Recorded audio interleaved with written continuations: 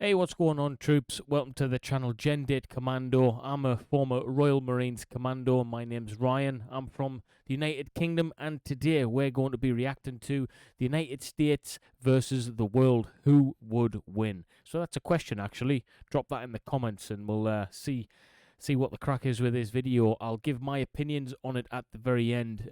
Regardless of this, I know who I think would win anyway. Let me see if you can guess, guys. But before we get into it, yeah, please like, share, and most of all, subscribe to the channel. Yeah, if you keep on coming back to these videos, you might as well subscribe so you get notified every single time I upload a video or go live, guys. It really does help me out as well. So I just want to say thanks before you do that, okay, guys? But we'll get straight into this one. Enjoy. A superpower is defined as a state with the ability to exert influence or project power on a global scale, and if needed, in more than one region of the globe at a time. The United States, currently the world's sole superpower, fits this description, with an official military doctrine that states its military forces must be ready and capable to fight two major theater wars simultaneously, a capability no other nation on Earth can even approach. But what? Right, so the only the only superpower in the world, is that correct? What do we think about that one, guys? Let me know in the comments. Is America the only superpower at the moment? I don't know. What would happen if the United States found itself in a war against the entire rest of the world? How would that war potentially play out? The rules of this war game will be as follows: no nuclear weapons allowed, and war will be simulated to have broken out after weeks of preamble. As in a surprise attack, the United States with its forces spread around the world would likely lose its non-homeland forces entirely, but not before delivering crippling blows to most of the world's major powers and knocking them out of the conflict early. The US's main opposition would be in the form of a European coalition to include Russia and a China-India alliance. The rest of the world's contribution would be mostly in material supplies or financial backing, as while even nations like Japan boast a formidable military capability, they mostly lack the ability to actually deploy that power outside of their own borders. In fact, that would be the biggest hurdle to any global offensive against the United States. With historical military preparations focused on conflicts such as NATO versus Russia or China versus India, most militaries around the world lack the ability to transport military hardware across the oceans in a meaningful quantity, making a decisive assault against the US. I agree with that massively, alright? It pains me to say it, but United Kingdom has no longer got the navy it used to be, partly because of, the backing that it has from the United States, okay? We just don't need a strong navy anymore, although people like myself would like to see us having a stronger navy. We just don't need it, guys, all right? And when you've got the likes of America being able to kind of get everything, their hardware across the seas, I mean, their navy is phenomenal, guys, yeah? It is absolutely staggering. Homeland impossible. Meanwhile, due to its commitments to fighting wars well outside its own borders for the last 80 years, the United States operates the world's largest air and naval transport fleets that number in the hundreds of ships and aircraft, more than most modern nations combined. This lack of mobility will prove to be a major weakness for the global alliance and severely hinder their ability to respond to US actions. Today, the United States operates its forces in every geographic area of the world and has split its command structure into 9 combatant commands, 6 responsible for global geographic areas of responsibility. In the weeks, I mean, that's just huge. We just don't have that in the United Kingdom. Look, they've got global coverage. Now, that's one thing I'll say. There was an open question, are they the only superpower? They're the only superpower who has that. That's a fact. Leading up to the outbreak of war, the United States would likely pull its forces out of Europe and non-American bases in the Pacific, disbanding its European, African, and Southern commands. Pacific Command, Northern Command, and Central Command would absorb these forces. Battlefield 1, Middle East. US Central Command would receive an influx of former European assets, with the US bolstering its forces in the Middle East and bases in Afghanistan and Iraq with one goal: destroying the major oil refineries and distribution centers while denying access to the sea lanes that transport oil from the region. 81% of the world's oil reserves are located in OPEC countries, and over 60% of the world's oil passes through the Arabian Sea alone. The US's strategic goals would be simple: shut off the global oil tap. With the world's 12th largest oil reserves, the United States could easily supply itself while denying the rest of the world access to vital Middle East oil. Europe, which would represent the United States' most formidable adversary, relies on Middle East oil for 40 to 50% of its total annual use, meaning an American stranglehold on the region would cripple any European war effort as reserves run out and their economies begin to collapse. Right, so that puts Europe coalition out of the question then, which was originally mentioned before, wasn't it? So if Europe's out of the question, then it's dominating. China would face a similar problem, as 50% of its total oil imports all come from the Middle East, making the region the first front in our war. At the outbreak of war, the United States would first strike at oil production and distribution facilities across the Middle East via carrier-based strike aircraft backed up by former European theater aircraft, now based off American bases in Iraq and Afghanistan. With the world's largest air tanker fleet and flanking the all-important Persian Gulf from both Iraq and Afghanistan, American aircraft could penetrate deep into Middle East territory with impunity, striking at targets from the Straits of Hormuz all the way to the Suez Canal itself. Though regional forces would be able to offer some initial resistance, most operate outdated Soviet-era or non-modern American-built aircraft, with the exception of current US allies such as Saudi Arabia, who would be able to field modern variant F-15s, Typhoon Eurofighters, and Italian-British Tornado multi-role strike aircraft. Right, so effectively they'll just turn off the fuel taps, and they'll do that through, air superiority. Although there is a few planes that can kind of match their output, they're still not really up to the United States level of technological advancement in terms of some of the planes that they've got, that we know they've got. Phenomenal, really. Small numbers. Without European support, however, the air war would go very poorly for Middle East powers for several reasons. Firstly, lacking a joint unified command, each nation would be unable to coordinate its air assets with its neighbors, resulting in confusion and low sortie rates. That's a real good point, actually. We think so individual in Europe. Obviously, we've got ways and means around that, but what America has established, they've got like an Asia-specific command, they've got a Europe command, they've got an Africa command, all coordinated by a chain of command, which works. It's like a massive military structure. So if you think about it logistically, we would fail logistically, because of that very single-minded approach to war. That would be pretty crazy to kind of think of, really, in terms of how that would manifest. Most Middle East powers also field very few electronic warfare or early warning and control aircraft. Turkey, Saudi Arabia, and Israel would represent the most formidable threats to American air power, yet neither nation fields dedicated electronic attack aircraft, while the US is equipped with over 200, mostly F-35 variants and EA-18G ground. Without adequate numbers of AWACS and electronic warfare assets, Middle East powers would be unable to coordinate the large amounts of sorties needed to counter US air power, and they'd find their aircraft and ground-based air defenses actively jammed or spoofed by American EW assets. In the opening days of the Middle East War, the US would likely see moderate casualties among its air forces, as it would be mostly operating against obsolete aircraft and disorganized or inexperienced air forces. The greatest threat to US craft would come from ground-based air defenses, which range in obsoletism, yet remain a formidable obstacle to US air power. With a concentration of American power in the region, it's a foregone conclusion that Middle East powers would have begun to move their air defenses to protect vital oil shipping routes and manufacturing/distribution centers. Yet Desert Storm proved how effective the United States can be at dismantling a nation's air defense network, and most nations in the region have invested little into modernizing their defense infrastructures in the years since. The US would suffer most of its losses to its fourth-generation aircraft such as its F-15, F-16, and F-18s, while its fifth-generation F-35s and F-22s would prove much more difficult to contend with. They'd be really, really difficult to contend with, to be quite frank, guys. A lot of these aircraft out there now just couldn't match the United States. Inventory of 385 active F-35s, over 1,800 more on order, and 197 F-22s, the US retains the only operational fifth-generation air fleets, with current allies fielding a token force of F-35s purchased from America, and the Russians and Chinese still not fielding combat-ready fifth-generation aircraft. Okay, so China and Russia won't be able to compete in terms of that. So the air game it's America all day long, guys. What do you think? Let me know in the comments. Am I accurate? Why would America's air game be superior to anyone else's?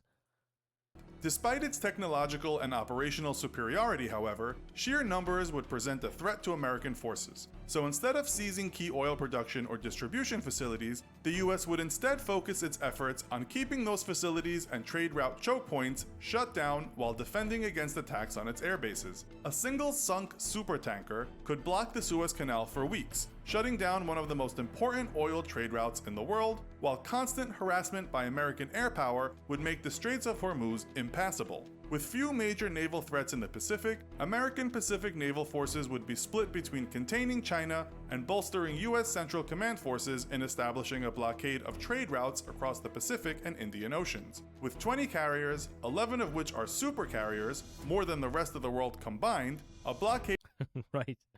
Okay, so that number there, 12, more than the rest of the world combined.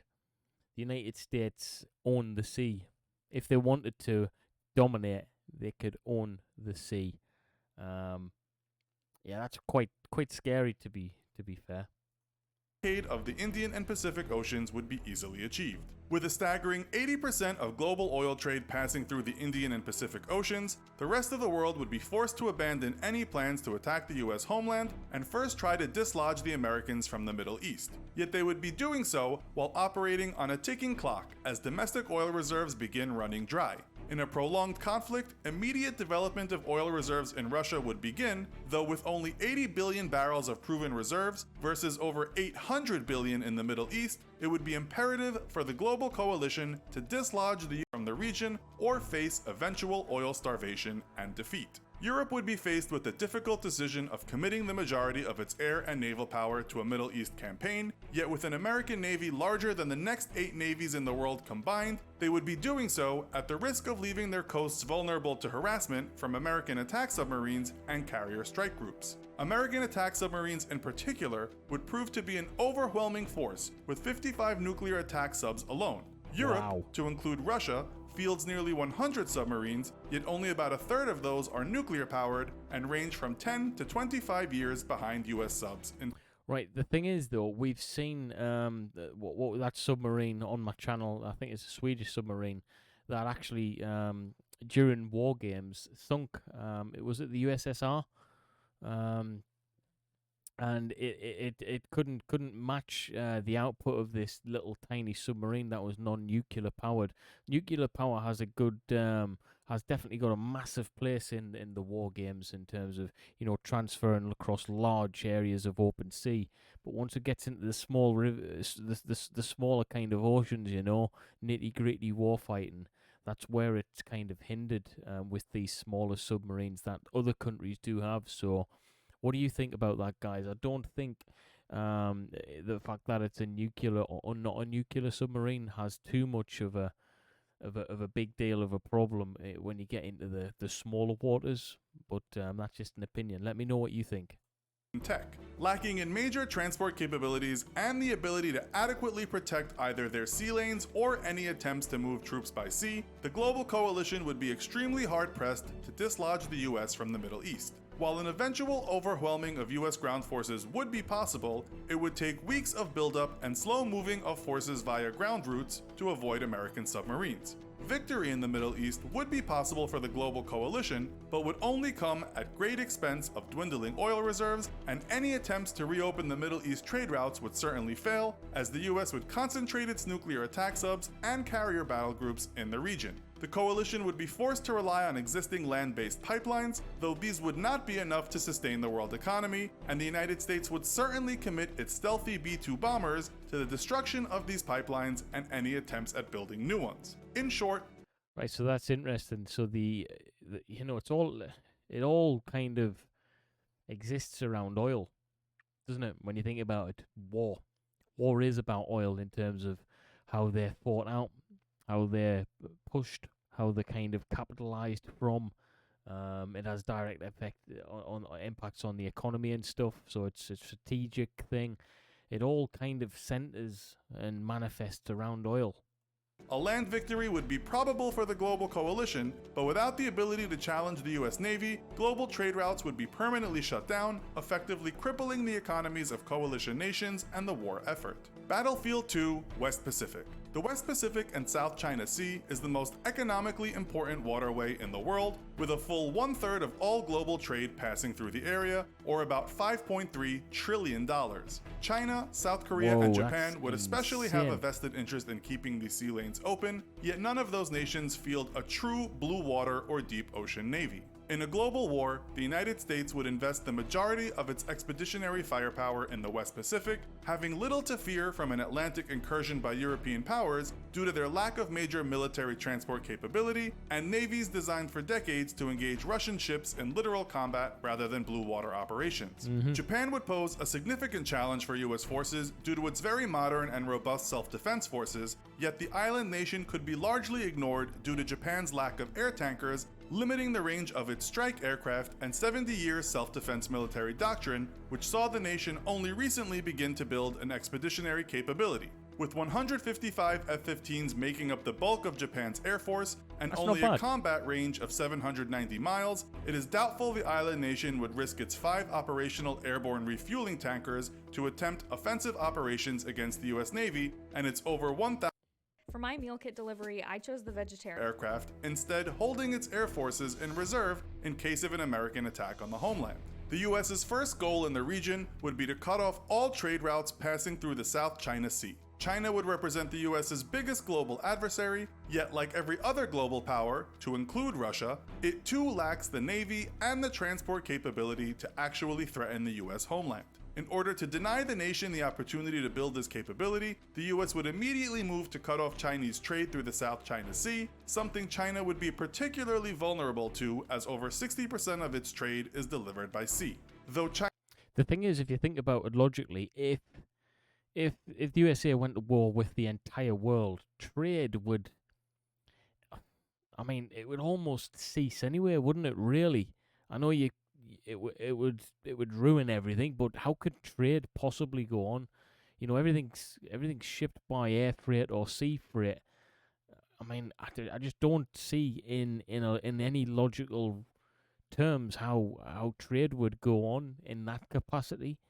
I just don't see it happening. So the fact that they're mentioning it in this, I don't know if it's relevant or not. Maybe I'm missing something here, guys. If I am, let me know in the comments. China lacks a navy formidable enough to threaten US Pacific forces. It more than makes up for this shortcoming with its ballistic missile forces. Its DF-26 ballistic missiles each have a range of 3,000 to 4,000 kilometers and would threaten any US base or ship as far out as Guam.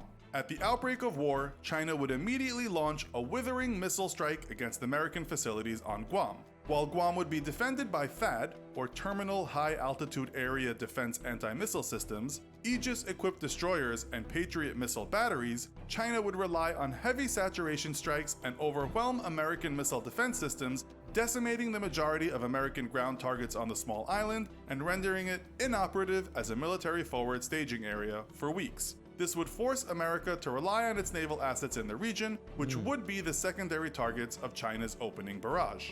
Though See, that's the only problem with infographics is a lot of it's pretty good, but that's just completely hypothetical.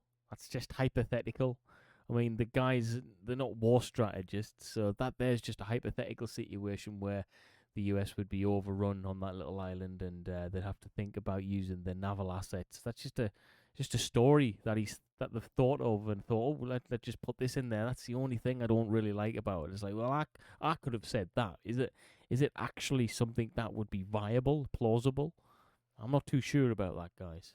Touted as carrier killers, China's DF-26 and DF-21 ballistic missiles each rely on a very long and complex kill chain, or chain of military assets required to recon a target, track it, and guide a missile to it. In order to accomplish this, China operates 30 Yaogan tracking and reconnaissance satellites grouped into constellations that, working together, would provide China 16 opportunities per 24-hour period to accurately target a US Navy vessel to within 10 kilometers anywhere in the Pacific. The US would certainly seek to counter this capability with deployment of its anti-satellite weapon systems, of which it remains extremely secretive about. It is impossible to infer just how effective US anti-SAT weapons truly are due to a lack of information, but it is known that in the early 2000s, the US Air Force successfully tested a deployment of mini-SATs designed to kill or hijack enemy satellites, and in 2008, the US successfully targeted and destroyed a defunct satellite with an SM-3 missile launched from the USS Lake Erie in the Pacific. With every US Also, another thing to consider is they've now got the Space Force, haven't they? Which I'm guessing, orientates themselves around that kind of thing as well. I mean, what would the Space Force be doing? I mean, they're not necessarily going to be fighting aliens and stuff, or are they? But that's a story for another time. They're going to be, fighting off satellites and that kind of thing to prohibit the movement of other satellites coordinating things on the ground. So it's actually probably the Space Force might not seem too big a big deal now, but moving forward in the future, it'll probably be the biggest asset any military could have, and the fact that the USA have got that Space Force now means that they can pretty much control cyber warfare if they needed to, because signals don't work on grounds without satellites. It's a fact. So if you control you control the space above our skies, the satellites above us, you control the cyber warfare space as well. So strategically, it's the biggest thing in the military, but it's not necessarily thought of as being the biggest thing. It's pretty fascinating, really, when you think of it. US destroyer and cruiser able to carry the SM-3, this could potentially pose a serious threat to Chinese space assets and degrade the capabilities of their ballistic missile forces. In a push into the Pacific, however, the US would still suffer heavy casualties among its fleet due to Chinese long-range missile strikes. It's probable then that while it works to destroy Chinese space assets from afar, America would instead send its nuclear attack submarine fleet to blockade Chinese waters. And that's when things get naughty, when nuclear warfare is, I mean, let's face it, right? If the USA versus the world ever came to fruition, which it never would, there'd be nukes dropping left, right, and Chelsea. It's game over for everyone then, really, isn't it? No one truly comes out of that a winner. Everyone will suffer. China operates about 60 submarines, yet for years, those subs did not go on patrols or even leave port, as they were often sidelined by maintenance issues. Only as recently as 2011 did Chinese subs actually begin to leave port, giving US subs the opportunity to tail them and discover that Chinese submarines were surprisingly easy to find and track due to their noisy nature. Defense experts estimated that Chinese sub technology was 10 years behind Russia and about 20 years behind the US. Wow. The US, meanwhile, operates 55 nuclear attack submarines, with most of these being of the modern Virginia class. Armed with torpedoes and a complement of Tomahawk cruise missiles, Virginia attack subs could easily threaten Chinese surface and subsurface vessels and join its Ohio-class ballistic missile submarines in cruise missile attacks against Chinese inland industrial and military installations. While in recent years, China has invested heavily into improving its anti-submarine warfare capabilities, it is still critically behind even regional powers such as South Korea and Japan, meaning that in the end, there is likely little China could do to stop US attack subs. Though it could likely keep American carrier battle groups out of the South China Sea for the first week or two of the war. Well, no, he's saying it would keep them out of the sea for the first week or two of the war. Again, they're just making stuff up, because if that is a hypothetical situation, hypothetically what I would do to combat that would put my own superior attack submarines in there for the first few weeks to be able to prohibit the other submarines from stopping and blockading the ships. So again, that's just a hypothetical space filler for this, and I don't really agree with that one, guys. It's yeah. China would be helpless to prevent a naval blockade by US attack subs. India, also reliant on South Pacific trade routes, would certainly dispatch its naval forces to attempt to break a US blockade, but would face the same issues in challenging US subs that China would. Having only 15 active submarines and also lacking in modern anti-submarine warfare capabilities, the Indian Navy would quickly find itself overpowered by American attack subs. Employing a combination of its submarine and anti-satellite assets, the US would likely break through the Chinese ballistic missile shield within 30 days and enact a complete blockade of the South Pacific, strangling regional powers economically. With a blockade of Middle East oil exports, the global war would then become a war of attrition, with the US starving out the world's major powers while able to sustain itself off its own domestic oil reserves, having little to fear from a European transatlantic offensive due to Europe's. I mean, here's the thing actually. What would be achieved in this hypothetical situation of the US versus the world? What would be the end goal where the United States kicks everyone's ass? And then what? What after that? It's like, what happens then? You know? I mean, war is arguably sustains countries, you know, in terms of their revenue made and their economy and everything. So what happens when you've kicked everyone's ass? Then what do you do? I mean, there'd be no need for war anymore. So I don't know. What would you do, guys? Let me know in the chat. Lack of major military transport capabilities, American forces would be free to initiate ground offensives against Canada and Venezuela in order to seize its oil reserves as well. Ultimately, the US Navy, the largest and best equipped in the world, would be the deciding factor in a global war. With such overwhelming firepower superiority, the United States would be able to fight defensively and without launching any major ground offensives outside of North America.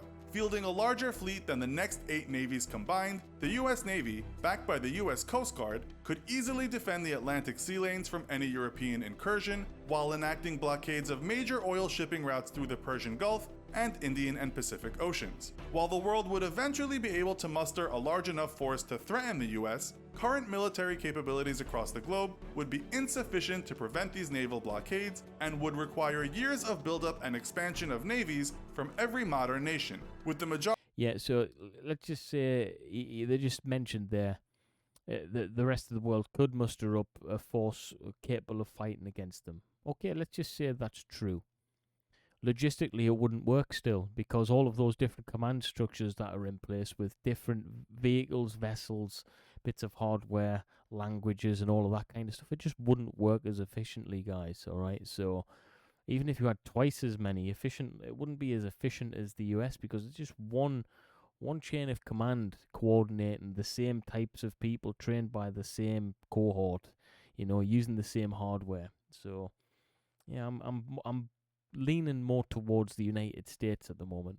Majority of global oil trade shut off by naval blockade, however, European and Asian economies would quickly shrink or outright collapse, making such a buildup improbable and ensuring an eventual US victory. Yet that victory would come at a titanic cost to even the US's own economy, and in the end, the entire global economy would likely shrink to levels not seen since the end of the Second World War. So, right then, troops, let's have a chat about that one.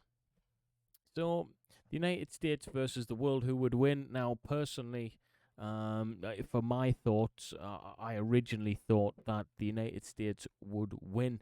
But let me know your thoughts in the comments, and this is my reason why. In terms of superiority, we all like to look at militaries in an egotistical way. Okay, like I say, I'm a former Royal Marines commando. I've served in the British military. If we let an ego get in the way, we'll always go, oh, well, my military's better than your military. But that's a childish way of looking at it. You've got to look at it logically. You've got to really do a bit of research. You've got to look at it and be honest as well. And let ego aside and let intellect take over for a few seconds. And America's budget is far superior than anyone else's in the world. It's got better hardware, kit, equipment.